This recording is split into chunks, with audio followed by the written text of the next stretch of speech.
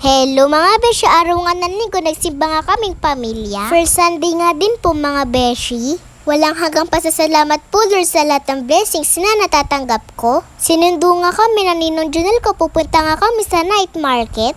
Mamamasyal nga lang kami mga beshi at magpipicture-picture sa mga pailaw. Malayo pa nga lang matatanaw mo ni malaking Ferris wheel nila.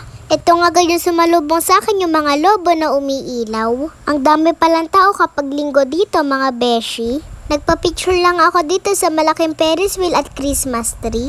Hiyang-hiya nga sa vlog yung mga kasama namin mga beshi. Nagpa-picture na nga din kami dito sa kulay green na tao. Di ko nga alam kung ano tawag dyan mga beshi.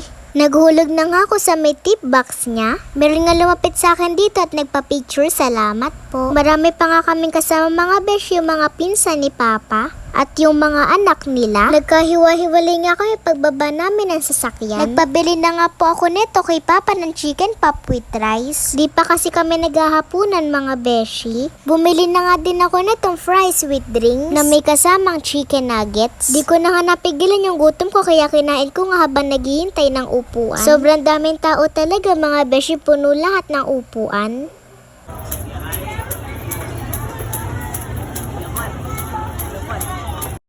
Bumili nga ako ng 2 popcorn, yung isa nga binigay ko kila Ate Jaira. Nagpabili nga din si Atina ng favorite niyang ice cream. Kung papansin nyo nga sa vlog ko, puro ice cream na kinakain niya.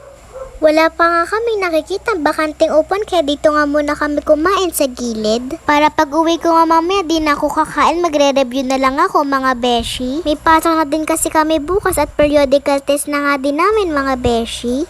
Habang kumakain nga iba namin kasama, nag-tiktok nga muna kami. Ang ganda nga talaga ng mga pailaw nila dito. Ramdam mo na nga talaga na malapit na magpasko. Malapit na nga din tayo makakain ng salad mga beshi. Nagpapabili nga si Atina, akala nga niya tinitinda to. Pauwi na nga kami, meron nga ulit nagpa-picture sa akin. Di ko nga po in-expect na meron makakakilala sa akin dito. Ang layo na din pala ng nararating ng vlog ko. Thank you so much po mga beshi ko. Wag po sana kayo magsasawa manood sa akin.